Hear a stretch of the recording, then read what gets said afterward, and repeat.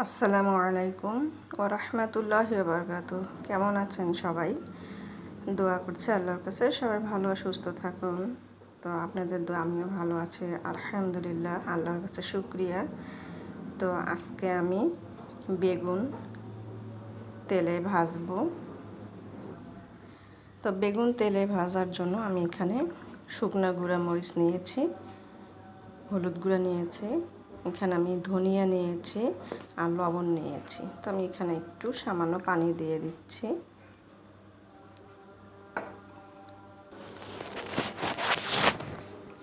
তো আমি এগুলা মেখে নিলাম। এখন আমি দেখুন বেগুনটা অনেক বড়, এটা আমি মেখে নিচ্ছি। এইভাবে আমি সবগুলি বেগুন মেখে নেব।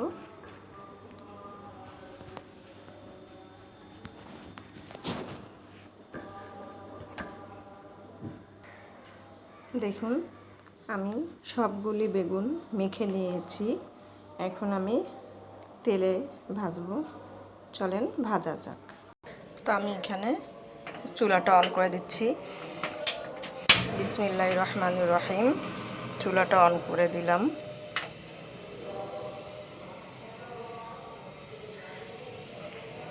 আমি এখন কড়াইতে সরিষার তেল দিয়ে দিব।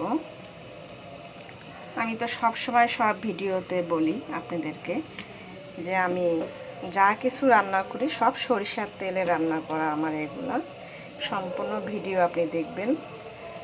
আমার ভিডিও সবগুলোতে আমি সরিষার তেল দিয়েই রান্না করি। তো সরিষার তেল খাবেন, শরীর সুস্থ এবং ভালো থাকবে, গ্যাস্ট্রিক হবে না। দেখুন আমি এখানে 1 নাম্বার খাঁটি সরিষার তেলটা নিয়েছি। খাঁটি সরিষার তেলটাই খাওয়া অভ্যাস করবেন। একটু গরম করে নিচ্ছি যাতে তেলের গন্ধটা না থাকে। তো তেলটা গরম হয়ে গেছে, আমি এখন এর মধ্যে বেগুনটা ছেড়ে দিব। বিসমিল্লাহির রহমানির রহিম।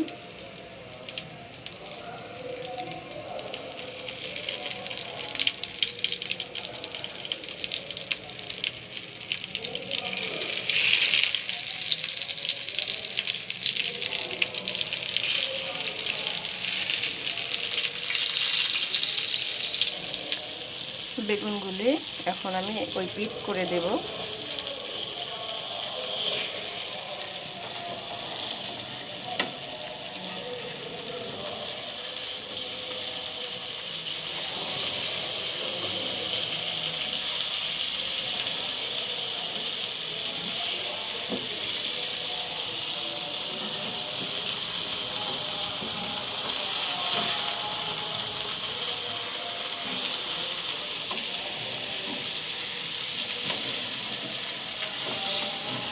বেগুন তেলে ভাজা খেতে অনেক মজা লাগে।